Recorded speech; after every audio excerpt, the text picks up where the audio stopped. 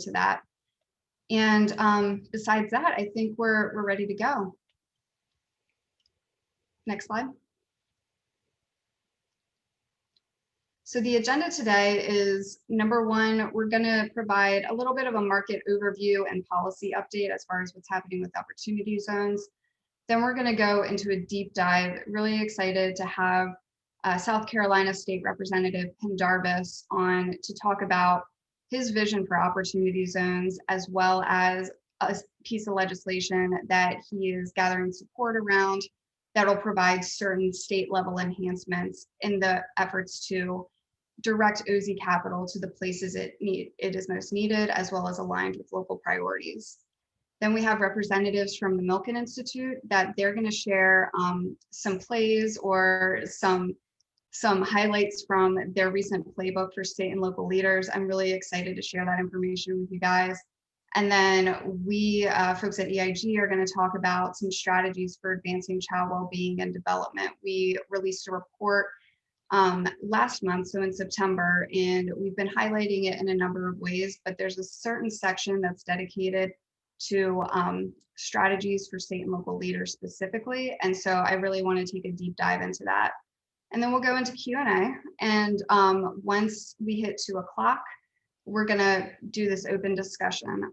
So first of all, Kenan Fikri from my team is joining us. He's gonna share data from the recent Distressed Communities Index, which we released last week. It's an updated version of the DCI that we call it for shorthand that we do on a regular cadence.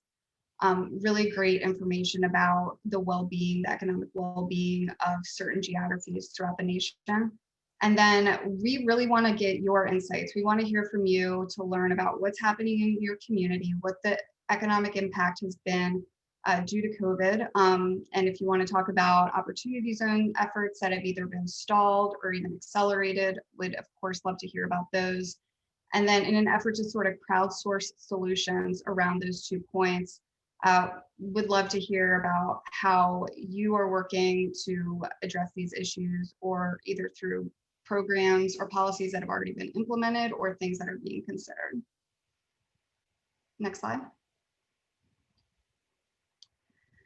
So actually go back to the last slide. Thanks. Yeah, so just to provide a very brief market overview and policy update on opportunity zones. Market overview is, we saw the CEA report come out that said there was an estimated 75 billion that had been invested into opportunity funds by the end of 2019.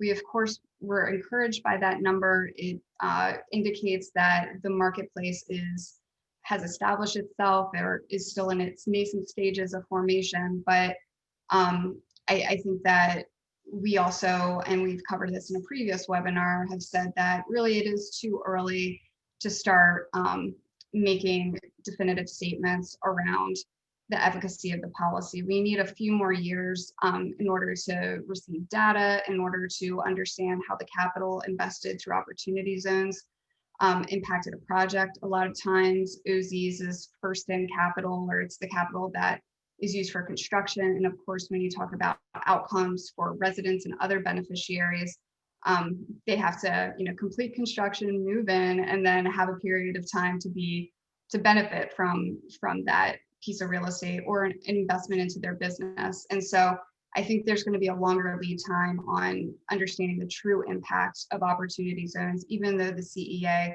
did dive in and make some economic and impact projections. Really interesting report. If you guys want to dive into that, we featured it in a previous webinar in August, which is on our website.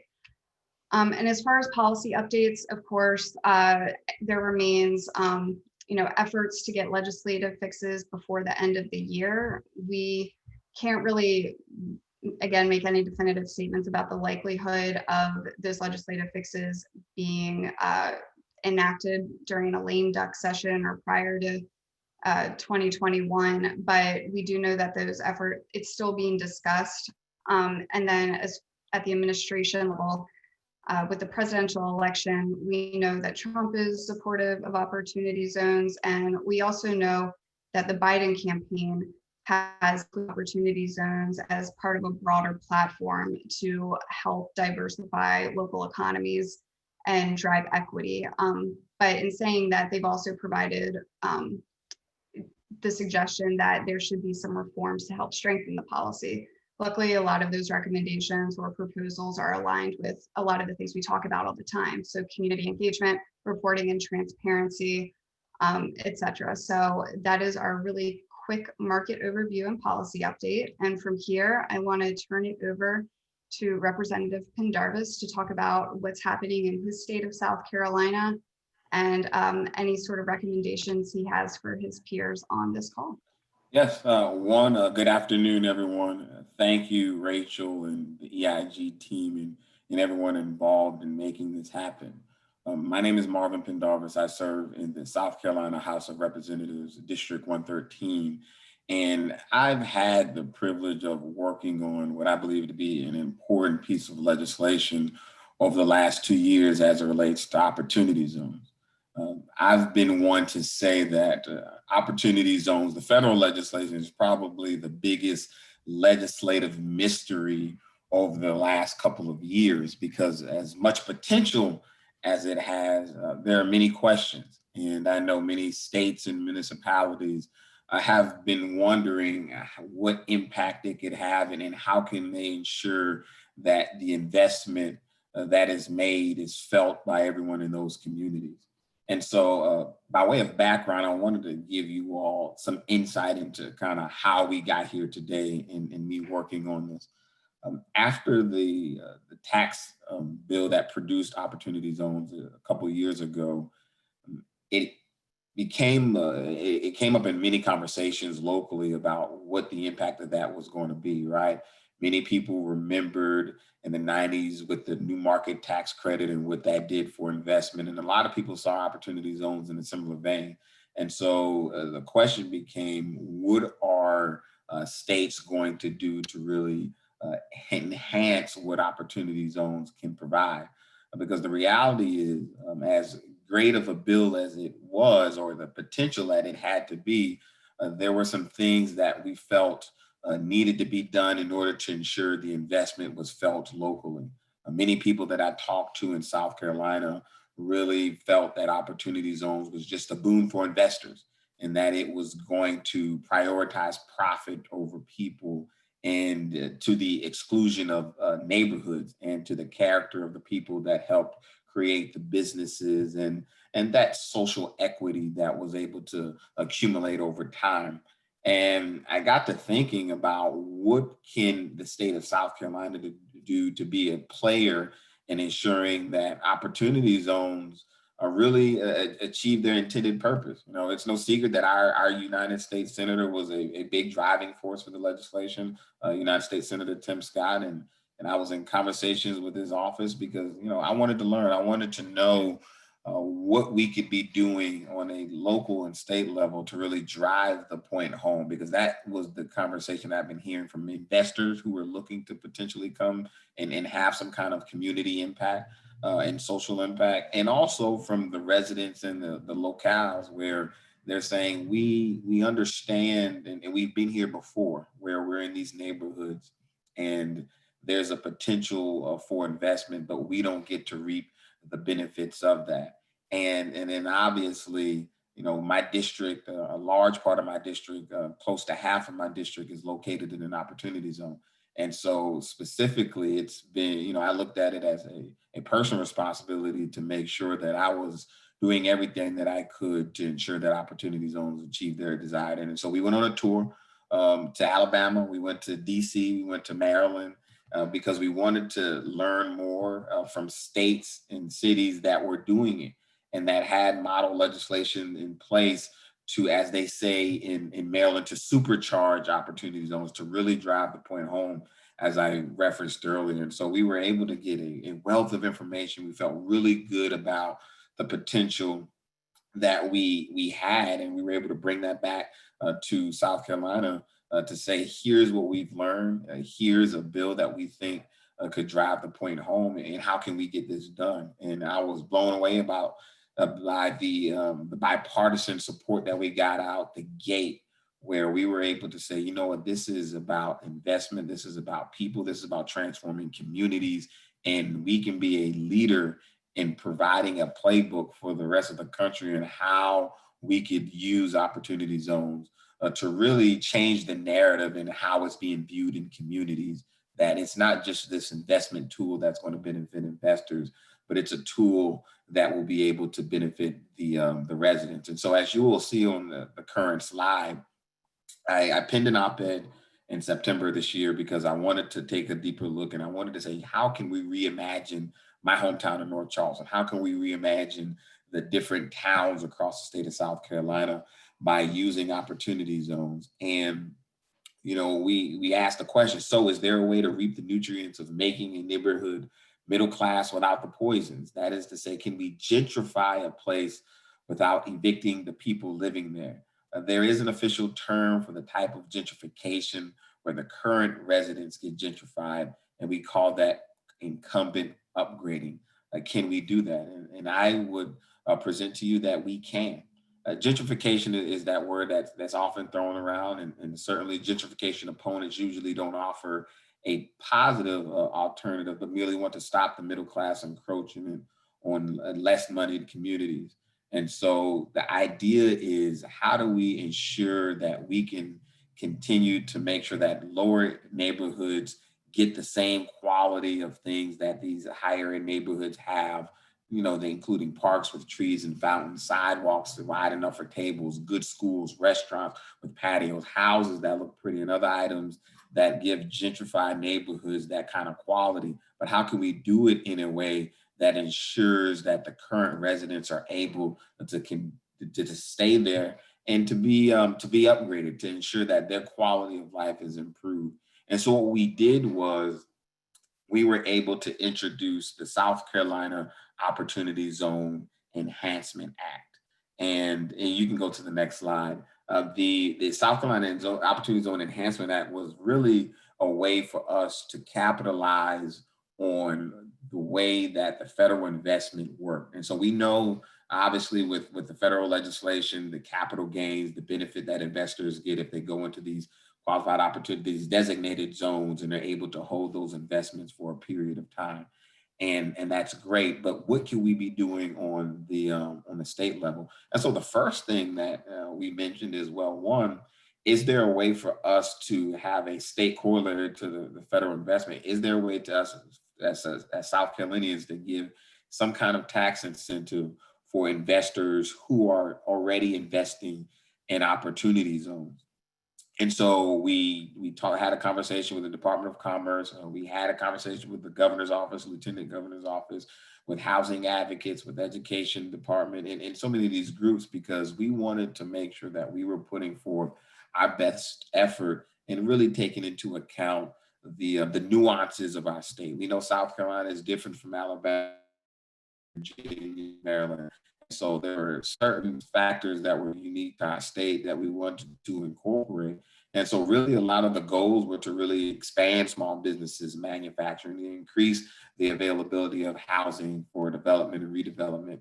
Obviously, stimulating investment by the private sector is important, but we want to make sure that that some public dollars are a part of that, where we're assisting with revitalization projects and being able to encourage municipalities to be a part of that conversation.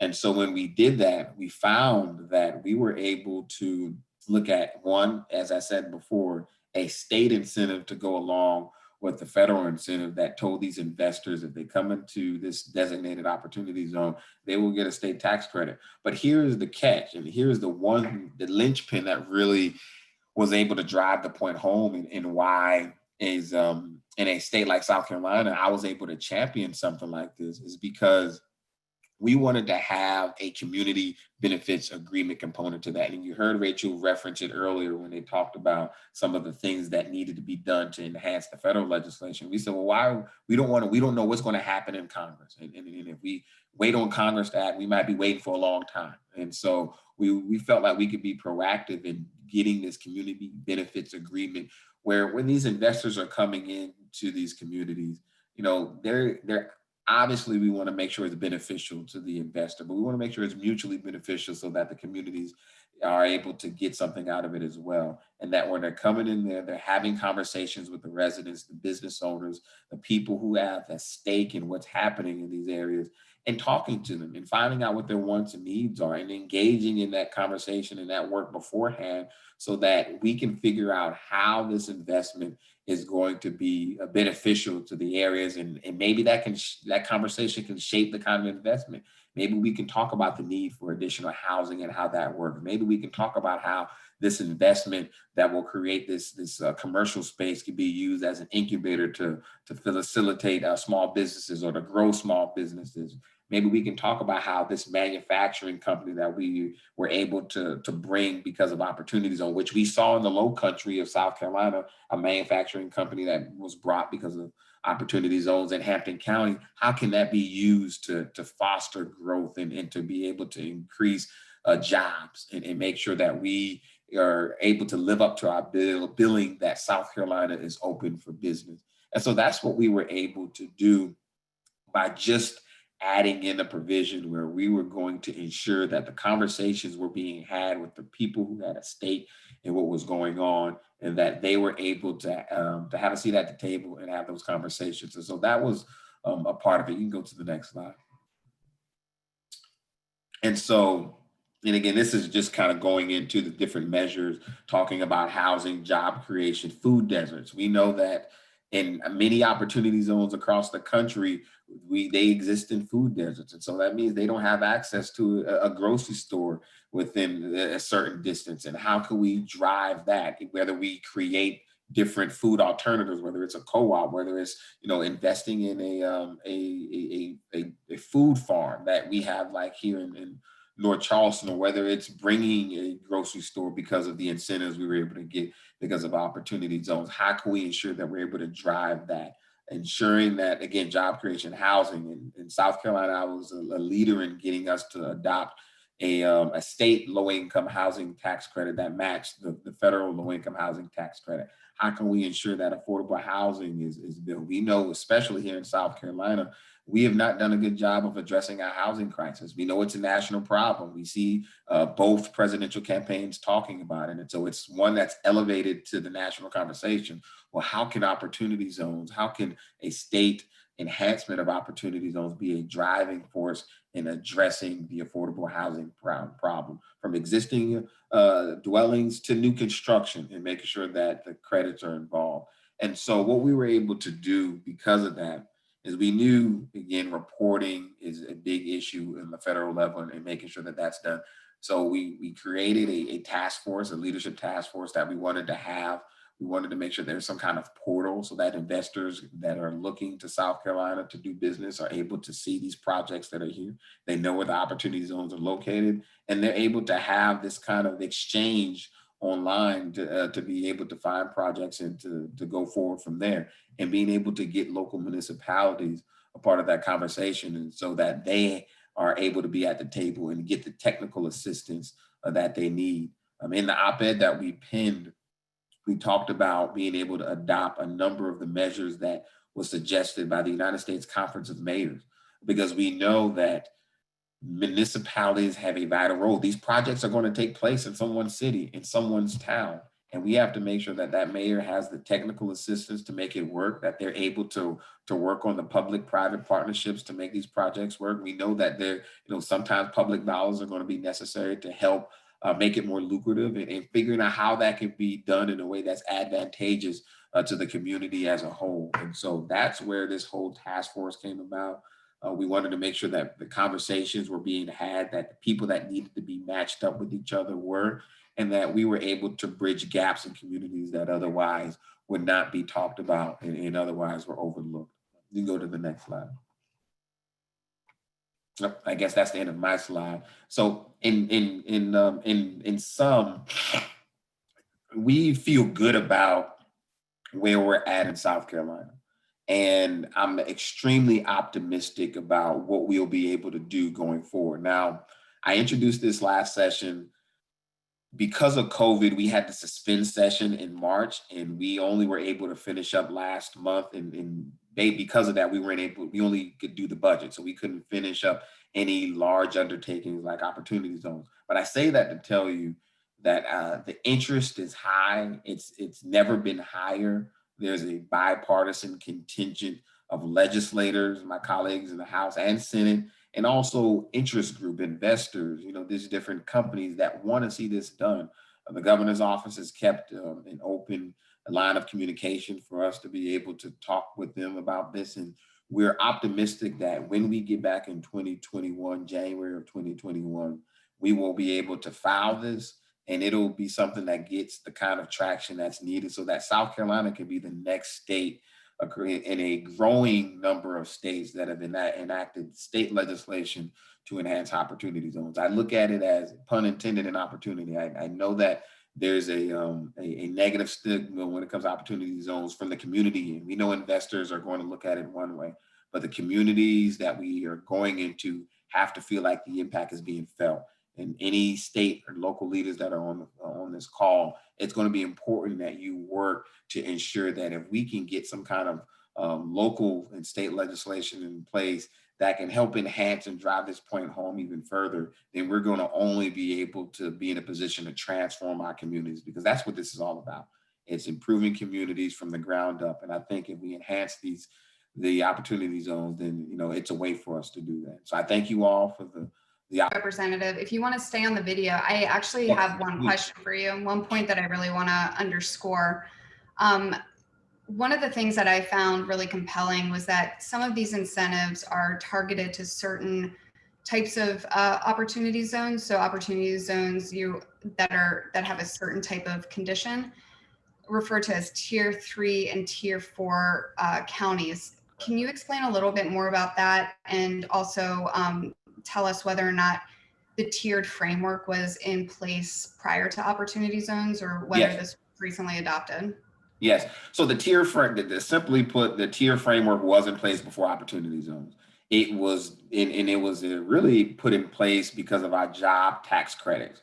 We do a lot of work in commerce to try to bring business to South Carolina. And they essentially put all 46 counties in South Carolina in different tiers. And really the tiers are which counties are the least distressed, which counties are the most distressed. And so these tier 3 and tier 4 counties are the ones that need investment. They're the counties that are generally located in rural communities that have not been targeted for investment, like a Charleston or a Greenville or a Columbia, to name some of our major cities in South Carolina. So it's really a way to categorize our counties so that when we're going into it, we can target investment and say, these are the places that need it the most. Most of the opportunity zones are going to be located in your tier 3 and tier 4 counties. And, so that's a way to do it. It was in place before I introduced the legislation. And so we felt like it was a great way for it to be in sync with it. And so that we already have these tiers, we talk with Commerce about making sure that they were able to be coupled together.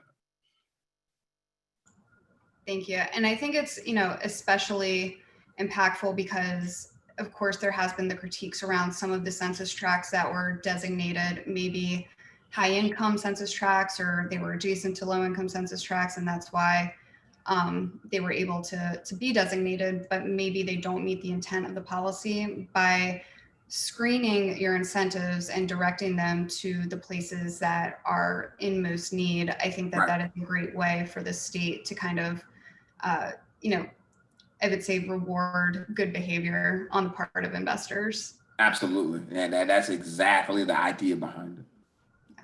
Thank you so much. And I think, it's just a testimonial to the fact that the work that you guys are doing in your own state is impactful beyond your borders. It is establishing best practices, policies, and strategies that can be replicated in other places. And so just want to encourage folks to, opportunity zones or otherwise, continue to be innovative, because it is very meaningful across the nation. Thank you. Thank you for the opportunity to present. This was great. And again, I'll stick around certainly for the discussion. Excellent. Thank you, Representative. From here, we will turn it over to to representatives at Milken Institute. We work with Milken Institute closely on some events over the past year to help build local capacity. And so we're so excited to have them on right now to talk about their new playbook for state and local leaders. I'll turn it over to you guys.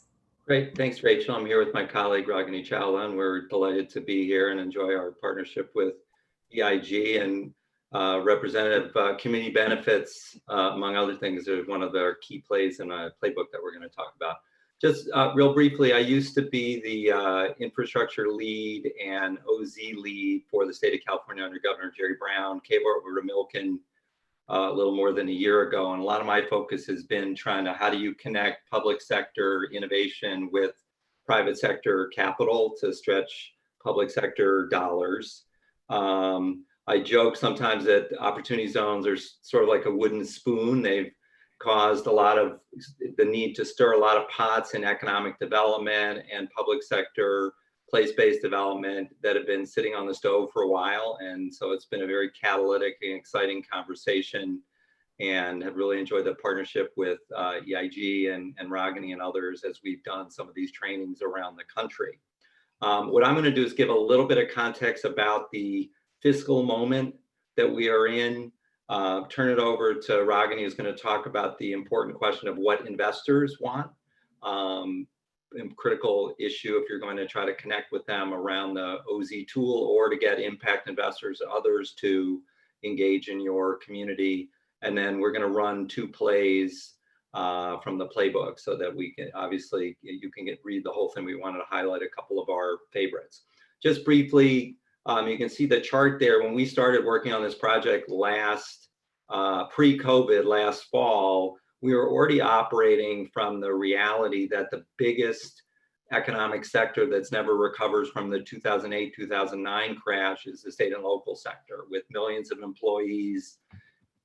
Between 2009 and 2019, $280 billion of expected revenues did not happen.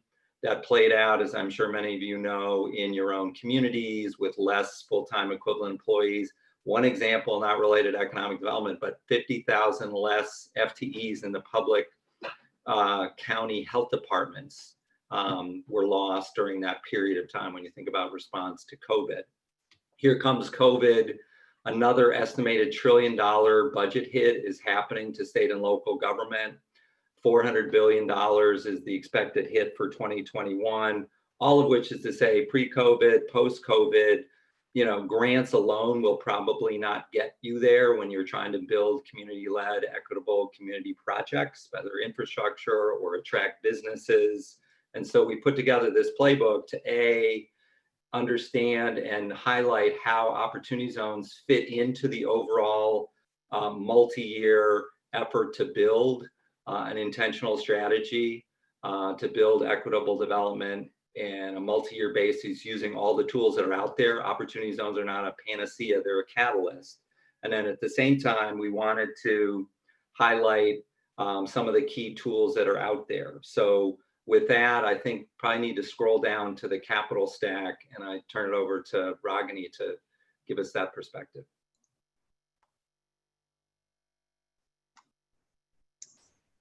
Okay, first of all, good afternoon, everyone, and thank you, Rachel and EIG, for having us here today. So what are opportunity zone investors looking for? I'm going to break this down into 3 parts. The first is, what are the OZ investors looking for in the communities? The second is about the OZ investors themselves, and then the third is the OZ market. So the bottom line here is that the majority of impacted OZ investors are looking for shovel-ready projects. They're looking for ready to invest in businesses, and they want a clear line of sight into the public sector decisions.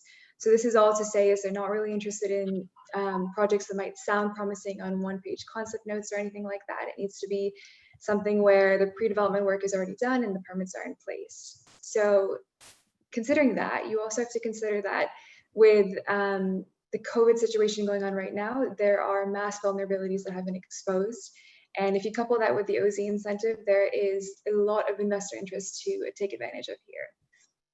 So to this end, 3 more things that come to mind. First is projects should have a reasonable return for their equity investment. Second is that OZ investors are looking for projects that increase in value over time and present clear exit. Thus, the project should clearly define when the exit will take place and how much that'll be.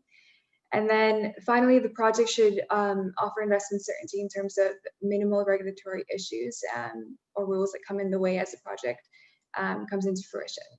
So now when we look at the investors themselves, just like communities, they come in all shapes and forms, and they're interested in different asset classes. So this could be specific interest in affordable housing, in infrastructure facilities, or operating businesses of a specific type. Others also have a really strong mandate for a combined social and financial return specifically. And saying all of this, there is a sweet spot that can be achieved when you compile like-minded projects with like-minded investors. So then that's the investors themselves. Now, finally, the OZ market. Besides understanding what OZ investors want, you also have to understand that the market is relatively new. The legislation came out in 2017, and then the actual regulations that were finalized were done in December 2019. So that first wave of OZ investments that went out to the real estate bunch of investments that we've all heard about is just the first wave, and now communities should look at the second and third wave that'll come out as the market kind of develops in that way too. If you could do the next slide. Oh, maybe the one after that. That was further down, I think. Yeah, one more. Okay, this is the one, yeah. So this capital stack. So essentially what this aims to do is to put the public sector perspective right next to the private sector one, and to have some kind of translation between the two. So on the left, you see that there's a couple phases of a project. The beginning is pre-development and planning, and it's higher risk because when you're doing this, you don't always know that the project will come into fruition, you'll get the proper investments and all. And then there's the construction when it continues, and then the operation and maintenance. And similarly, on the private capital side, the way they see a project is related to the mix of debt and equity that it takes to invest the whole project. So that's just something to keep in mind throughout as projects come to mind. Dan, passing it back to you.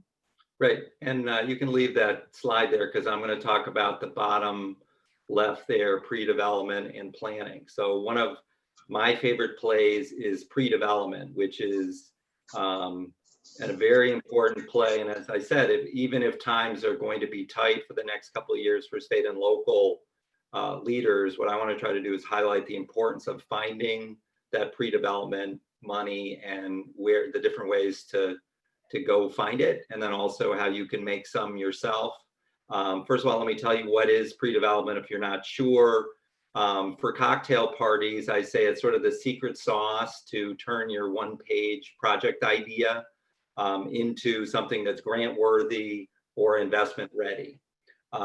What is it in reality? It's things like design and engineering, land acquisition costs, market assessments and studies, site acquisition, lease acquisition, all the pre-entitlement work that you need to do. And whether that's building a business or building an infrastructure project or something in between, generally speaking, that money is hard to get.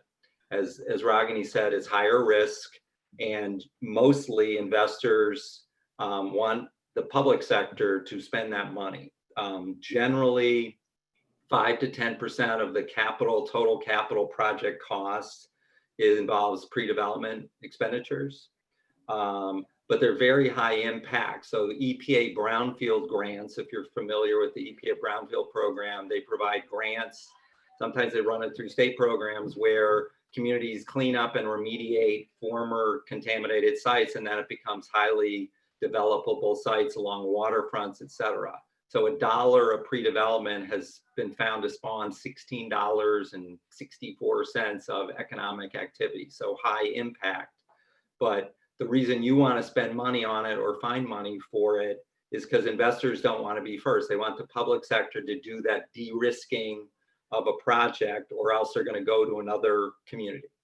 So for those of you who are in the state and local field on this call, it's like, great, Dan, that sounds good. Pre-development, good play. Where can I find that money? So let me tell you a few places to find that money. So there's probably about 40 plus programs at the federal level. They're not always called pre-development. Sometimes they're planning, sometimes they're development program, but USDA, EDA, DOT, HUD, EPA have these different types of programs. The White House Opportunity Zone Council has put out some good reports. That's one way to get there.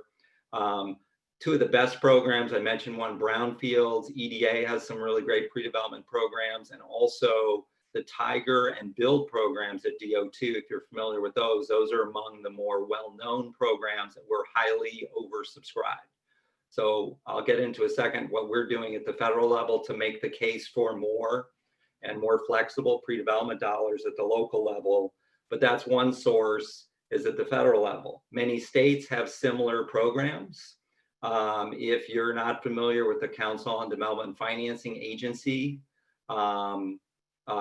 this is an association of financing agencies, state financing agencies across the country. They've got a great database. Some agency in your state is probably a paying member. So go find them and they can help you assemble a better list.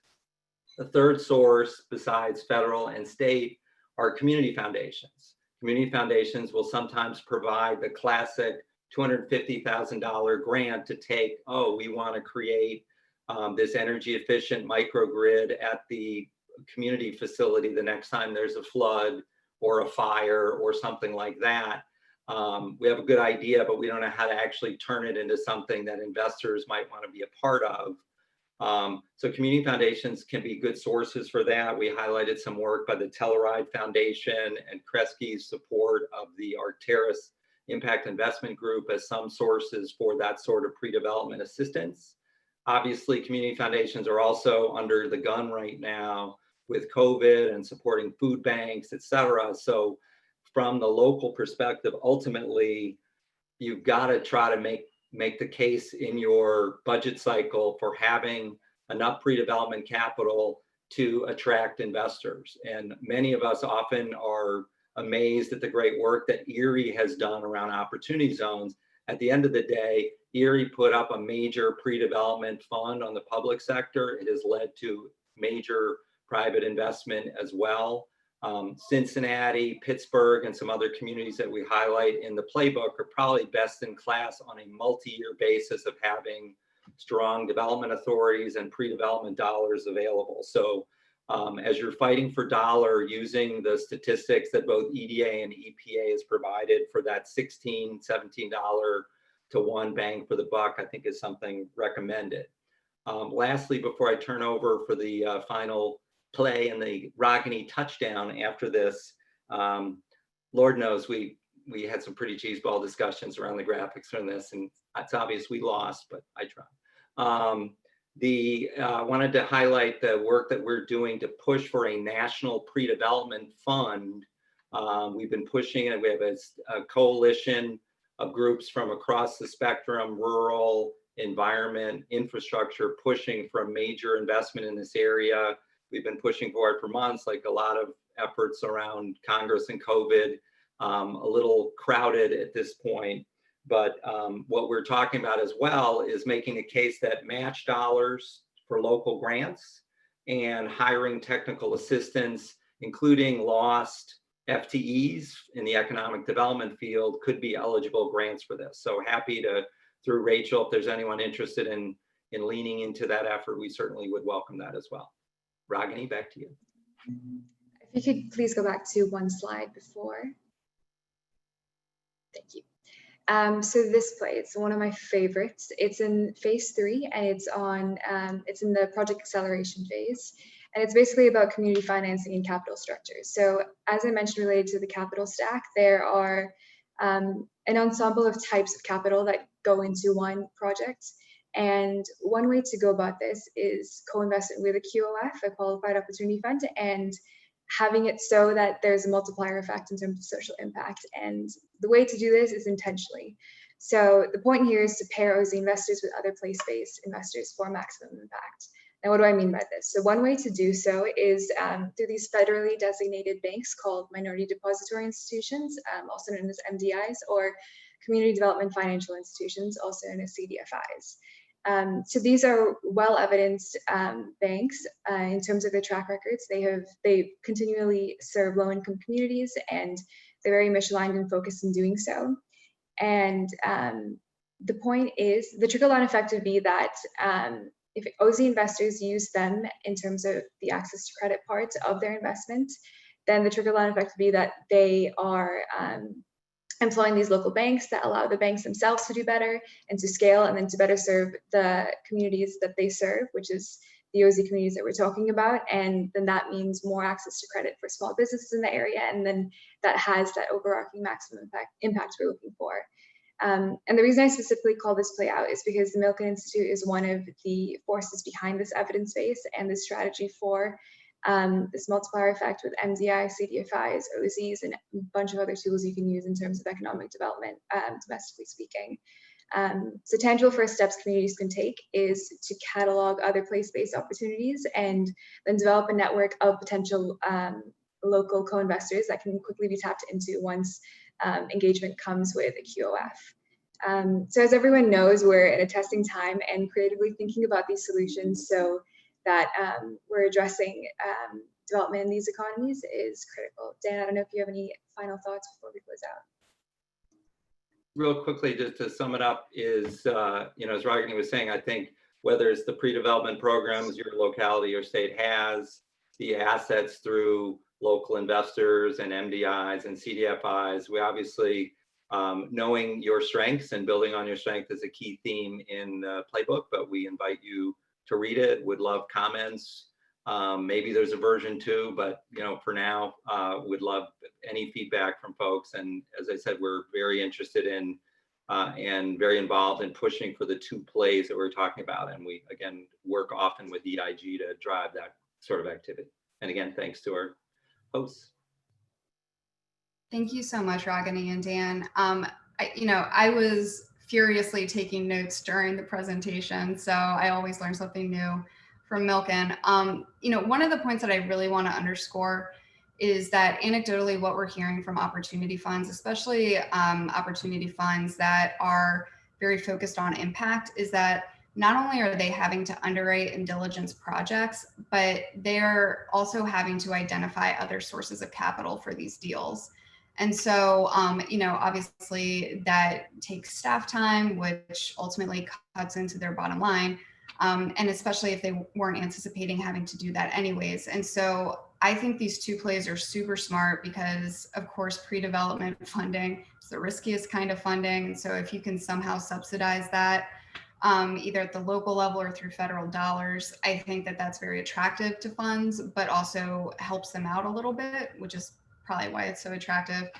And then also, this play 18 that Ragini just presented, being able to lean on other local institutions to help provide additional sources of financing that aren't necessarily grant, but maybe it's, preferential debt, or even potentially co-investing as like a JV partner with additional equity. That just makes so much sense. And I think combining both of those can go a long way in helping alleviate some of the pains that I'm hearing about from funds regarding having to identify additional sources of capital for the deals they want to invest in. Just curious, are you guys hearing the same thing about funds having to, do more than they originally thought and find the debt and find, mezzanine financing and things like that? Yeah, absolutely. Outside of the big cities that have that kind of capacity, generally out of their housing office or their economic development office, a lot of the work that we do and we're doing before OZs came along is this technical assistance capacity piece. We know why capacity is already dropped at the economic development level, look at, macro trends and the failure to do that recovery. But then this particular piece, if you can't speak investor, which we talk about, and if you aren't aware of the type of investor you want to talk to and you aren't ready to talk to the investor, then they're going to go somewhere else. And then on top of it, either draw from the expertise and capital you have, or better have pre-development capital, they're going to go somewhere else. So that these are, these 2 plays were chosen for a reason, because we see this as sort of market gaps that, again, good public sector leaders, both and community quarterbacks, and we laugh, jokingly call the Alex Fleischbart the deal jockeys are a critical piece in all of this. You've got to have a person that leads this engagement. Absolutely. Ragini, I don't know if you have any additional thoughts on that. No, I think he covered it pretty well. That's exactly what I would say. Excellent. Well, stick around for Q&A, please. We're going to go through some additional strategies from a recent report that EIG launched in September. Yeah, so if folks haven't heard, we launched a very large report called Advancing Education and Child Development in Opportunity Zones. This was a report that was supported by the Chan Zuckerberg Initiative and really looked at, number one, what are the needs of children growing up in opportunity zones? Number two, what assets are in their communities that can be leveraged, both, fixed assets as well as human talent.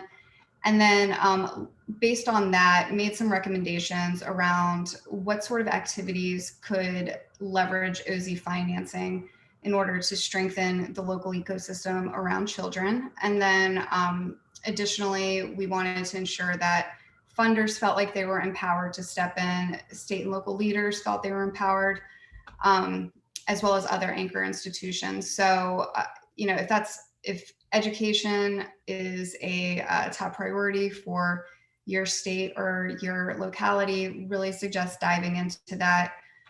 We did an analysis of certain parts of the final regulations as well, especially around substantial improvement to help provide some guidance there. We had our lawyers look at it, so don't worry about that. But definitely have your lawyers look at it too, or the project sponsor lawyers. And then in addition to the report, we also wanted to arm folks with information if they wanted to take the next step. So now that you have this data and you understand the need, what is the next step? So we created this resource called Strategies for Hosting and Opportunity Zones Convening, which basically is a compilation of all of the best practices that we've seen over the past 2 years where state or city government or regional government has convened folks around either a project or a local framework and made some recommendations there, because it's still a question that we get asked a lot, like who needs to be at the table? What does an agenda look like? What are next steps following the convening? So we wanted to provide that as a resource as well. Next slide.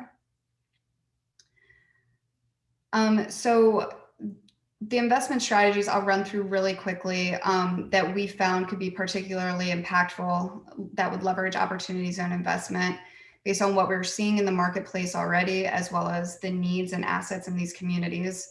So number one, expanding and improving spaces for learning and care. And so this could be done in a number of ways. It could be a build to suit for a charter school. It could be a mixed use project where the anchor tenant or one of the tenants is a daycare center or a charter school, something along those lines. And really excitingly, we've already seen this come to fruition. Zeta Charter Schools is the anchor tenant in a mixed use project in New York City.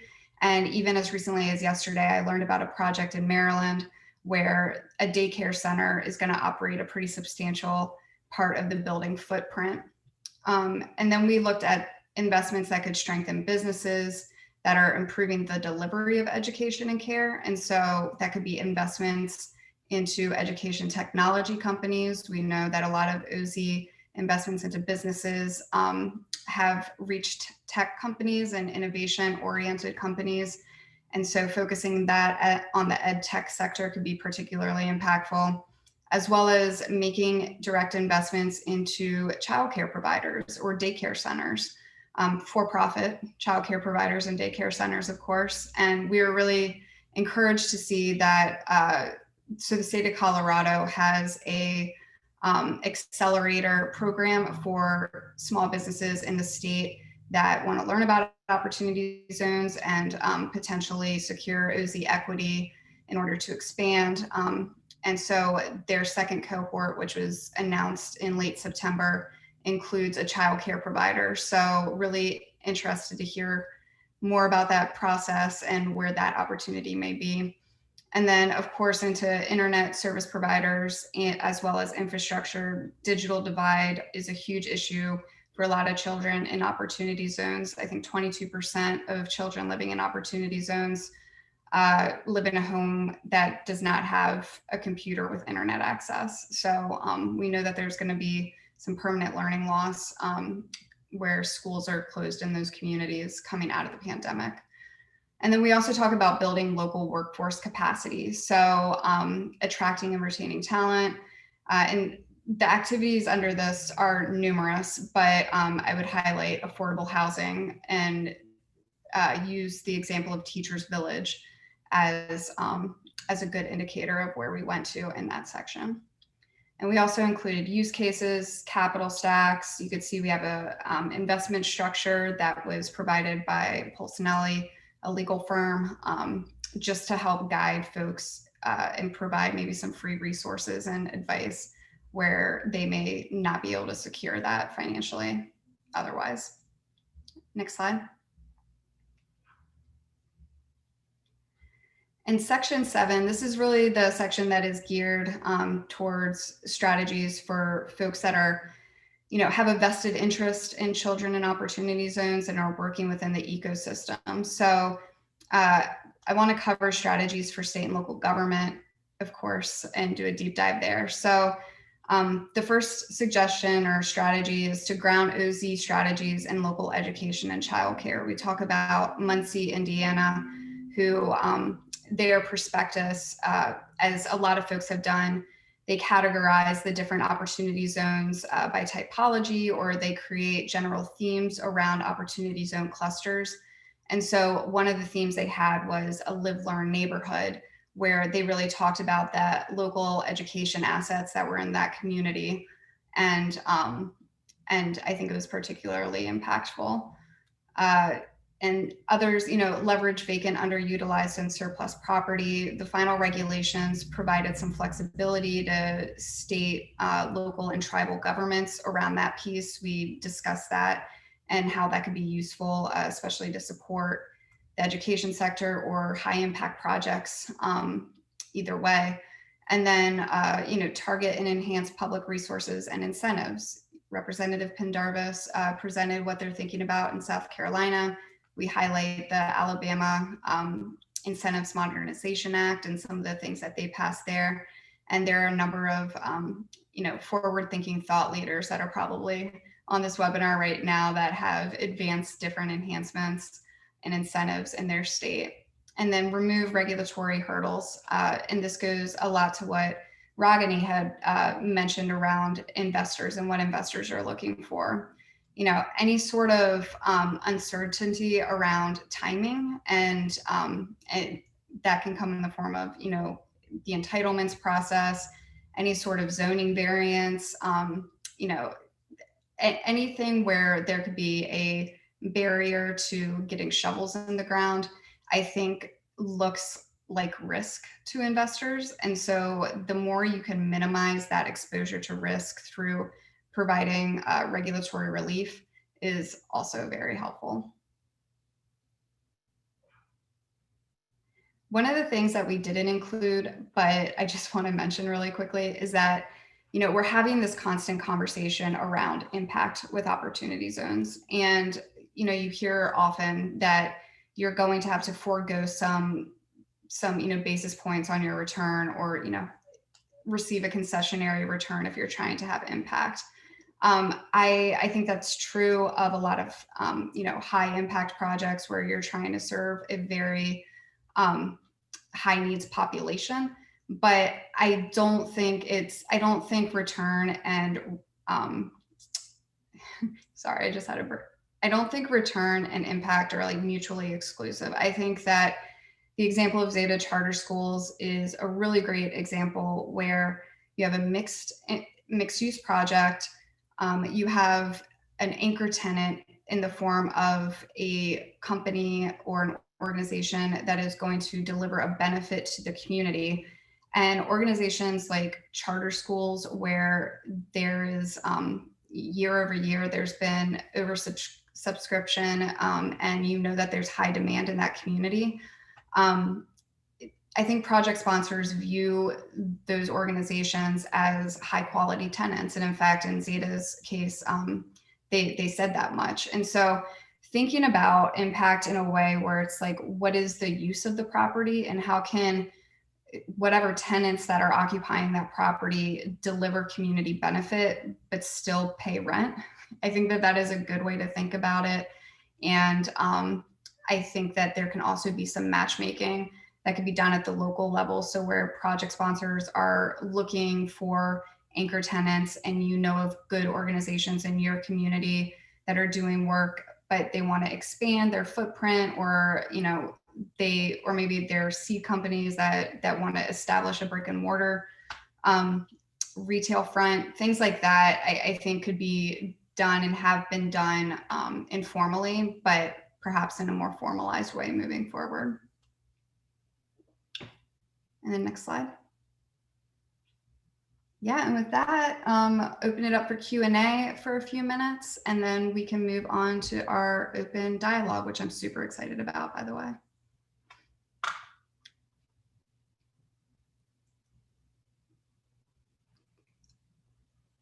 I'm going to check real quick with our EIG backend and ask, are folks able to speak at this point, or will they have to insert questions in the chat function? I promoted everybody to panelists, so they should be able to unmute themselves. Excellent, thank you. So the one point in the chat section, it is Mike Landis from Colorado. And right now, I'm just going to turn it over to him really quickly to talk about their OZ Business Capital Accelerator program that I just mentioned. Yeah, definitely wouldn't have worn flannel and a Spider-Man t-shirt had I realized I was going to be talking here, but no problem. Yeah, so I'm the OZ program director for the state of Colorado. And what we've done is construct a capital accelerator program for businesses that are interested in starting up in OZs. And a lot of the time, these are businesses that are either kind of an early stage of development process or for whatever other reason might not have access to PPP money. And what our program does is provide them with 166 hours of individualized consulting experience with a consulting firm that we're working with called the Colorado Center for Innovation and Community Capital. And those consulting hours are designed to help the businesses develop a pro forma and a prospectus and help them refine their pitch to potential investors. And then at the end of that process, they are given a lot of contact and from the state, but to a variety of different potential funders.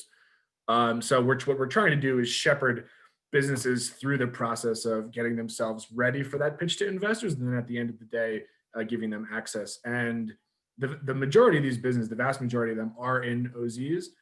We have left a little caveat to the program with the sort of recognition of the current national environment that if they don't wind up in an OZ after this process, that's okay. The goal at this point is to make sure that Colorado businesses are surviving the pandemic and the economic shocks. But thus far, like you mentioned, Rachel, we're in our second cohort. We've got 11 businesses involved. We're looking to continue the program again next year. And yeah, we've got very good feedback from our participants so far, and a couple of these businesses have actually started the fundraising process.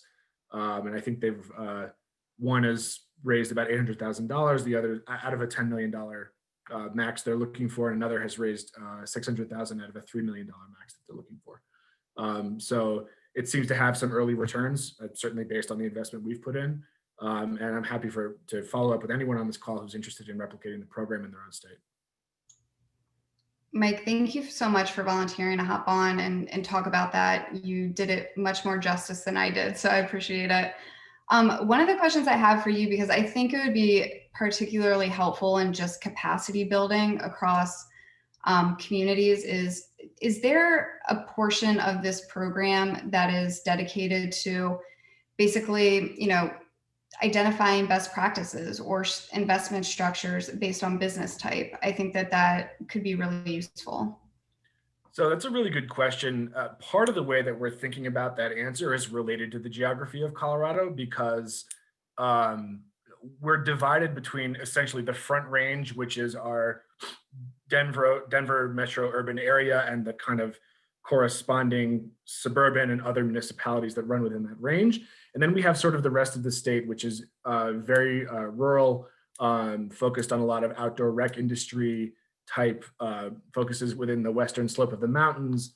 So when we talk about this notion of best practices, I think we're sort of segregating this idea between urban and rural development of businesses and recognizing the different needs between them.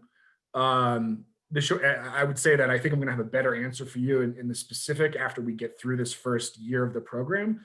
But the short answer is yes, that one of the things that the CC for ICC group that we've partnered with has focused on is the recognition of different needs of businesses in rural areas, especially right now. And what I'd like to do is kind of do a post-mortem after this first year of the program. And actually, I'm happy to report it back to EIG on sort of how things have gone and the different hurdles that businesses are attempting to climb in different areas. Absolutely. Please keep us updated. And I got a request for your email address. So if you feel comfortable doing that, please feel free to put it in the Q&A box or however you do it, make sure that everyone can see it. It looks like I can type into the chat to all panelists. And if everyone's a panelist, I'll just, I'll do that. Okay. Oh yeah, that's right. Perfect. Okay. I am not the tech wizard, obviously, on the EIG team. So the final question that I have that came through is a question around, now that we've done alignment or a report on alignment between OZs and education or the needs of children, are there other areas that we're focusing on for similar publication? I'm really excited to share that we are going to deliver a report next month, so in November, that takes a look at a specific geography and does something very similar where the team has looked at the different typologies within that geography, has identified certain OZ themes amongst that, identified assets as well as needs in those communities, and has made some recommendations around what different stakeholders can offer or do to accelerate OZ formation within that geography or attract additional capital. So keep an eye out for that. That will be in November. And I will open it up to other folks. Just curious what sort of issue areas people feel like would be of interest to the marketplace, or where there's activity happening where we really need to shine a light on it.